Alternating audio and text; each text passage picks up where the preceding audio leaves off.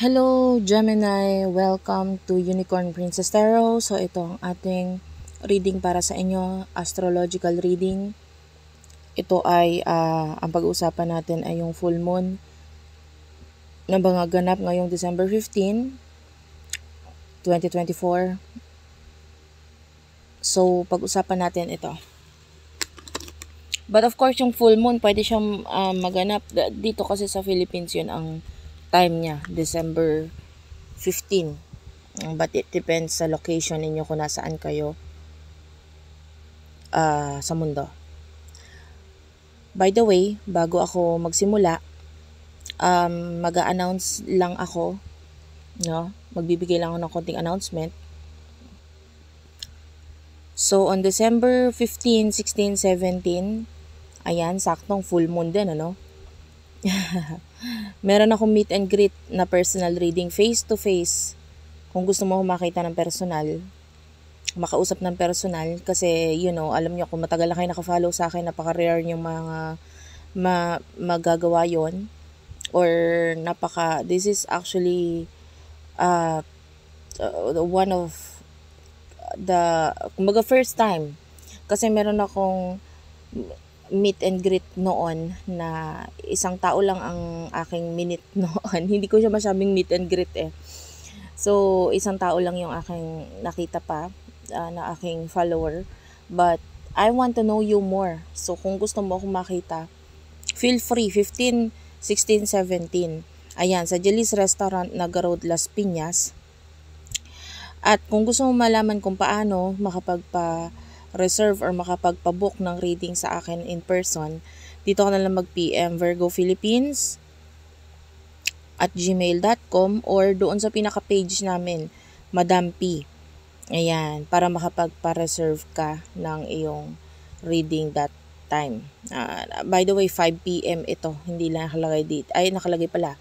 Jelly's Restaurant, pwede yan makita sa sa Google Map, or sa anong tawag dito,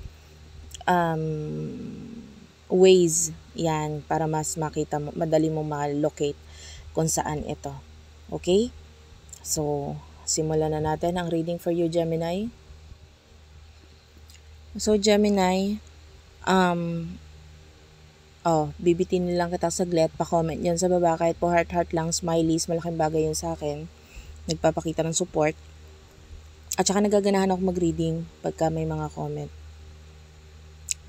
Gemini, yung full moon na ito, alam mo niyo naman ang full moon, it brings changes, endings, new beginnings. Ayan, lalo ngayon, December 2024, this is the end month ng taon na 2024. Susunod, 2025, So, of course, meron talaga mga changes na gagawain na in order for you na parang pagdating ng 2025, whatever this ending is na gagawin mo sa sarili mo, since ito ay nangyayari, this full moon sa iyong sign mismo, Gemini.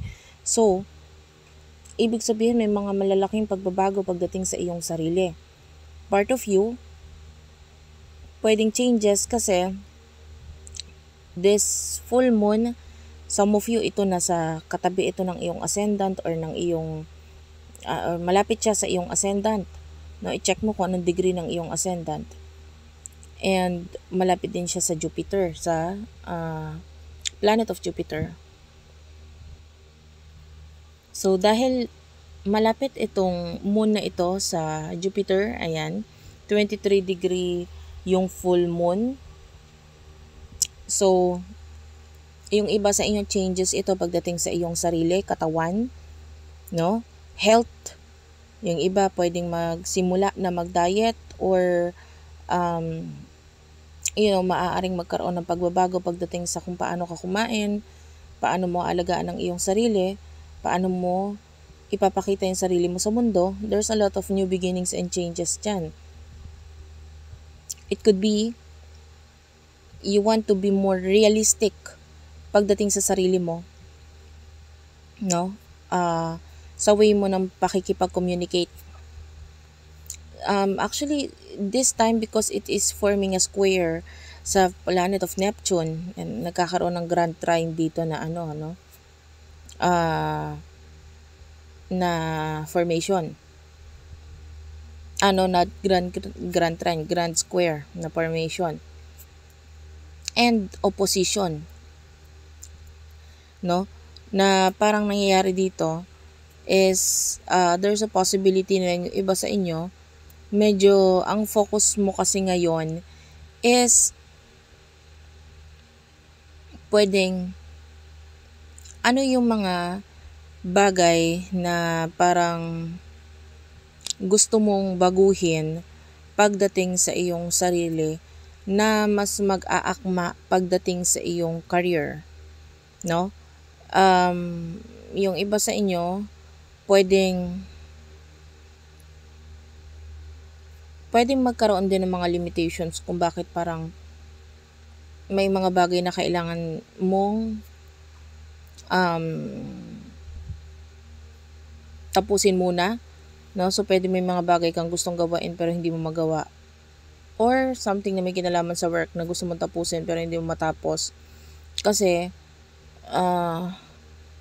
and nagpa-pile up Yung iba sa inyo pwedeng patong-patong ang trabaho, patong-patong ang career, projects na kailangan tapusin. So especially magpapasko na, so kailangan nang tapusin itong mga bagay na ito. So there's a possibility na this time maisipan mo na gustuhin mo man na gawain yung mga bagay-bagay, pwedeng hindi mo matapos o hindi mo magawa agad-agad kasi marami ka pang dapat tapusin. Especially yung iba, pwedeng may kinalaman ito sa love. Pwedeng may kinalaman ito sa love, relationship, may kinalaman sa include na rin natin ang sex. Yan. Partner's resources, pera ng partner mo, for resources ng partner mo. Maybe you're planning something. Yung iba, pwedeng gusto magtayo ng partner mo ng negosyo. Gusto niyang gumawa ng something na pagkakagastusan at pwedeng i-include ka niya doon, isasama ka niya doon, but then you have a lot of things to do. Kaya pwedeng hindi mo magawa or hindi mo siya magagawang masamahan or hindi mo magagawa yung activity like yun nga yung sex or dating with your partner around this time because of pagka-busy. And there's a lot of busyness around you pagdating ng full moon. And actually, yung full moon, hindi siya basta full moon lang na isang araw mo lang mararanasan, but days before, days after, pwedeng mag-reflect pa ito, maranasan mo pa, maramdaman mo pa yung effect ng full moon sa'yo. No? And lalo na that this is a full moon na nangyayari sa iyong zodiac sign na Gemini, no? Especially if you're a Gemini rising. So, itong event na ito sa buhay mo could bring you a lot of communication, but yung iba pwedeng magkaroon din ng mga problem pagdating sa mga taong gusto mo makakausap. Kasi pwedeng gustuhin mo makausap tong mga taong to, pwedeng there are problems sa kanila, pwedeng sila ay hindi ka makausap because they're also busy, they're also, pwedeng nag-aaral, nagtatrabaho, whatever the case is. I'm seeing that nandun yung pagkagusto mo na makipag-communicate dito sa mga taong ito, no? And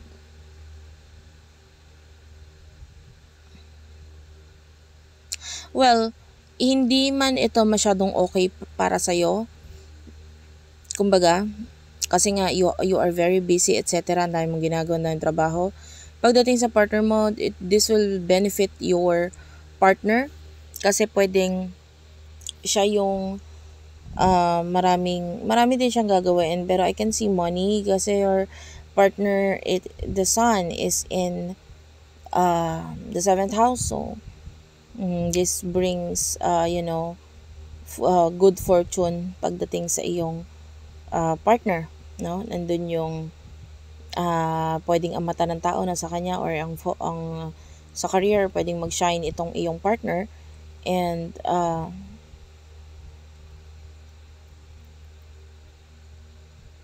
pwedeng magkaroon siya ng maraming friends or influence ng other people, like business partners or friends. Mas magiging matunog, lalo na if your partner is ang work niya is may kinalaman sa internet or social media, or pwedeng may kinalaman sa pag-influence ng ibang tao, like maybe an influencer, no? Or marami siyang followers, tagapasunod, marami ang mas mapapansin ang partner or ang person mo ngayon. So, it will definitely benefit this person. Okay, yung person mo, if you're in a relationship. And then, so, be sure na itong new beginnings na ito, no? Medyo, be careful lang, no? Dahil there's a chance of growth nga sa'yo. Pati physical na katawan, no? High chance ang paglaki sa'yo. Especially full moon, there's a chance na magkaroon ng overindulgence. Pagkasabik sa paggastos, ayan, be careful around that time. Pwede magkaroon ng mga bagong pag-isip ng mga bagong gamit, especially Christmas season, magbibilihan ng mga regalo, etc. So, pwede magkaroon ng mga gastos around that time, pagbili ng kung ano-ano. But of course, yun nga, kasi Christmas season. Yung iba, there's a high chance din naman of not only overspending, but overeating as well. Lalo na yung Jupiter is may pagkakalapit nasa sign mo mismo, Gemini. So there's a chance of pagtaba or paglaki. So be careful. And your money will grow if you will learn how to limit yourself. Limitahan mo yung sarili mo. Especially if you're thinking about someone na bibigyan ng something, like reregaluhan mo, boss mo, hindi mo kailangan magpakitang gila sa kanya, or yung lalo na kung yung reregaluhan mo is someone na mas may pera pa sa'yo, sabihin na natin ganon. Because sometimes yung tao, hindi kasi sila nakatingin sa value or sa halaga nung binigay mo, but rather yung a simple gesture or nakaka-touch na regalo will, kahit magkano lang yun, mas na matatouch yung person na to, rather than giving this person something valuable or may mahalaga or may halaga na hindi mo kailangan gawin yon. Kasi Christmas season, hindi naman siya all about money or what. It's about giving, no? And yung giving, yung pagbibigay, wala naman yung halaga, no? So, or walang presyo, kumbaga. No? And that is what is more important. Pero nakikita natin, there's a possible na pagbulong, transformation of money, pag-grow, pagdating sa'yo, financially ng partner mo. Sa'yo, yung iba meron din pwede mag-grow ka din financially. Pero yun nga lang, the more that you grow, you would think about, may pera ako. Itong pera ko na ito, gagastusin ko din sa ganito, ganyan. So, may money, but be careful on spending the money. Make sure na kung gagastusin mo siya sa mas kapaki-pakinabang na dahilan. Okay? Lalo na yung Mars is in your second house. So, some of you, nandun talaga yung eagerness, no, na mag-spend or gumastos. Or pakialaman ang savings, pakialaman ang pera, no? So, be careful around that time. Ngayon, i-end ko na yung reading dito. Hopefully, nagustuhan mo yung reading for you. By the way, yung aking announcement, kung gusto mong mag-attend ng meet and greet, no? Makapag-usap tayo ng personal, may open up mo sa akin ang iyong problem or kung anong saan kailangan ng advice. I can do astrological reading for you, palm reading, tarot reading, pero kailangan lang magpa-reserve and yeah, kasi kung gusto mong malaman yung tungkol doon, all you have to do is to PM us sa aking page. And yung aking mga admins ang bahala mag-assist sa'yo. Maaring hindi mo makita to ha. Kaya ang isearch mo #Virgo Philippines. Maaring hindi mo makita yung Madam P na Facebook page namin. Ang isearch mo #Virgo Philippines. Or kung ayaw mo naman na sa Facebook page, pwede rin naman sa Gmail ka mag-email regarding kung paano magpa-reserve ng booking personal reading for you. So hopefully makapagkita tayo. Thank you for watching. I love you all and bye-bye.